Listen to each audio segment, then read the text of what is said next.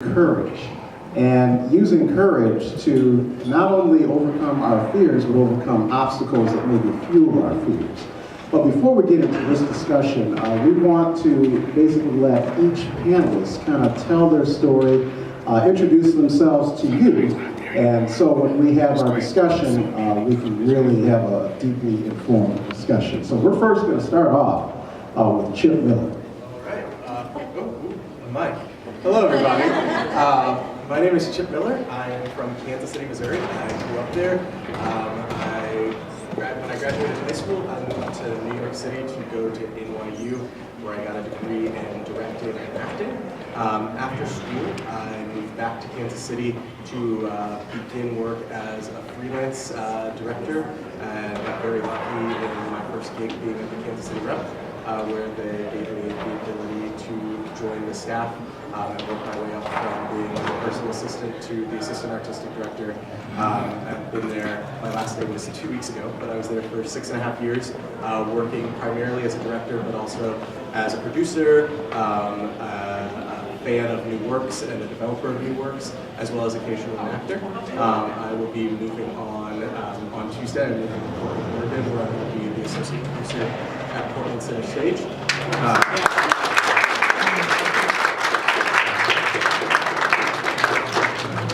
And I guess the big thing about my story is that I grew up always knowing that I was going to be here. My babysitter from when I was 3 years old talked about me performing plays on staircases and always just wanting to be a performer and have some attachment to what it is to be an entertainer.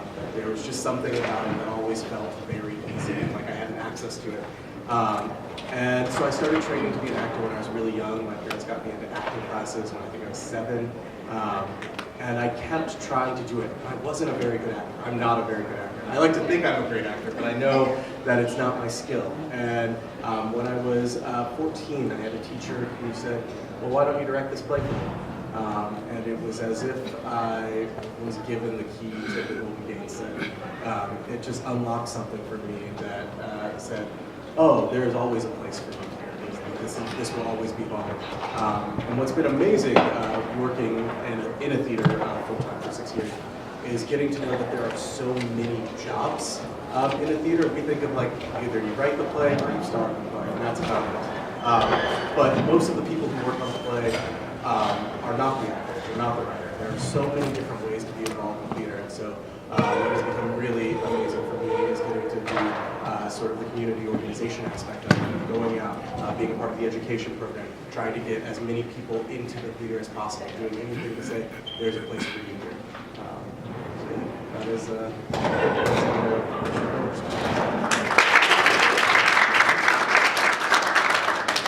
Hello, I'm Red. I was telling Vila that I'm having a little nostalgia just being up here. I feel so old. It was about maybe 10 years ago, 10 or 12 years ago, that I was sitting where you're sitting. I was in the acting company. I wasn't in the city. And so that was an amazing opportunity for me. I'll get into that later. But my name is Courtney Smith, and I'm the founder and executive director of Detroit Phoenix Center. We're a nonprofit organization here in the city of Detroit. We provide critical resources, support, and a safe, nurturing environment to teenagers and young adults who may be experiencing housing insecurity, who may be homeless. I opened up a drop-in center here in the city in the North End for young people who needed a place to shower, who needed a place to wash their clothes, a place to belong, a place to use the computers to access basic needs. And also just recently we opened up a house for young people similar to your age range who may not have those supportive networks. The biggest part of my story is that I did not have those supportive networks. I was very lucky to be a part of Mosaic because I grew up in foster care. I didn't have a loving, safe environment that many young people have. Mosaic for me was a release from the hell that I was going through at home. And so I know many people can relate to Mosaic being like a sanctuary for them. And so I was able to be a part of Mosaic, use the training that I received, which literally, I don't know if I would have gotten through high school in the way that I did if it wasn't for me of being a part of Mosaic. I was in and out often because of my home life, but I eventually graduated from high school while I was living in a homeless shelter myself. I graduated from high school. I went to college on a theater scholarship. I was actually a theater major in college. And I started to do forensics, which was competitive speech and debate, which put me through, broke in nationals, the first African American to win in pros, in the regionals, some really great outcomes. Some really great outcomes for me during that time. But what I began to realize was that there was this other piece of my journey that I wanted to dwell deeper into, and it was marrying social service to theater and to being able to use that as a medium to change the world. But as I got more into my social work classes, I realized like, yeah, theater, that's good, that's fine. I need some job security. And so I ended up getting my bachelor's degree in social work. I got a full ride for a master's program at Eastern, but I ended up dropping out of graduate school because it wasn't the path that I wanted to go on. It was something that I felt that I needed to do for job security, right?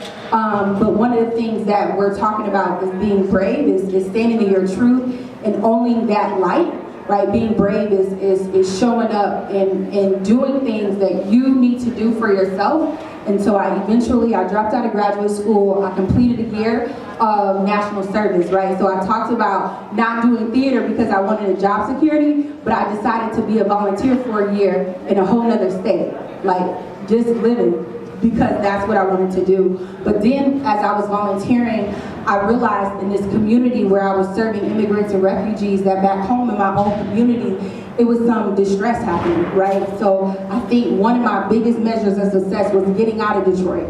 And so once I got out of Detroit and I was serving in this other community, I said, wait, my family is in need back home. My community is distressed. They're talking about this new Detroit, but I know people right now that's really, really struggling. And so I came back to Detroit, and I was living in a house with three other young women, and I talked a little bit about my youngest brother experiencing some job insecurity, housing insecurity. He was a teenager, he was in high school, and so I started to open my home to all of these teenagers, and my roommates were complaining. And so my landlord said, you gotta go. And I'm like, where I'm gonna go? I can't lose my housing, providing housing to others. And so unfortunately, I had to release all the young people that was living in the home. But then I had this opportunity during this time. It was like this ad. I was like in a really deep, dark moment, and it was like, do you want to change the world? Do you think that you have what it takes to be a change maker? And I'm like, yes, I do. And it was like, apply to this fellowship, and you can be one of 25 people nationwide to change the world. And I'm like, I'm gonna change the world. And so I took this train across the country with 25 other change makers, and they said you have to have a cause that was deeply personal to you. And my cause was youth homelessness. And so I went on this train and I was interviewing executive directors and I was interviewing youth, similar to your age, about what were their needs. And when they were telling me some of their needs, the biggest thing that they said was they felt like adults were creating programs for them that they could not relate to, and B, that the adults who were creating the programs didn't look like them, right? And then also that they couldn't relate to them. So whenever I came to a youth and I asked them about their lived experience, you don't know what I've been through? I'm like, but I do. And so I went to thank one of the young ladies who was doing the interview with me, and I thanked her. And she said, don't thank me. The only way that you can properly thank me is that you go back to your own city and make a difference in your community. So I came back to Detroit, and I convened a group of young people, and we built the Detroit Phoenix Center from the ground up. Literally from the ground up. And the youth painted, we did pictures, we got furniture delivered. I was on the train, they selected 5 people to get a $10,000 grant, and for a graduate school dropout and a national volunteer at the time, $10,000 seemed like a whole lot of money. But fast forward, about 3 years later, our organization has grown exponentially. Now we operate nearly on a $500,000 budget. I was able to transition myself and hire myself and also 3 others to work for me, and also some of the youth in our program work for the organization. But one of the things that I can say that was pivotal about my journey, if I don't leave you guys with nothing else, is never allowing other people to define what success looks like for you. And things are gonna happen, challenging things are gonna happen, but how do you take those challenging things and transition them and make them make sense of your life? One thing that I did not mention was that during the time as I was building out the Detroit Phoenix Center, my youngest brother had transitioned during this time. He actually died by suicide, by mental health. And it's important for me to notice that because it was unearthed. And one thing about being brave, that moment was a life-changing, pivotal moment for me, because it was a moment for me to make a decision to always show up, not only for myself, but for my youngest brother who could not show up. So when people talk about those accomplishments that was read off, it was only because I allowed that pain that I was feeling, that deep-seated pain, the pain of my past, and I used it. I know the acting company, we talk a lot about use the moment, feel what you feel, and allow that to be your truth and to stand in that truth. And me owning that truth and wanting to bring my brother's legacy to life, that has allowed me to do dynamic things like be on the Katie Couric show,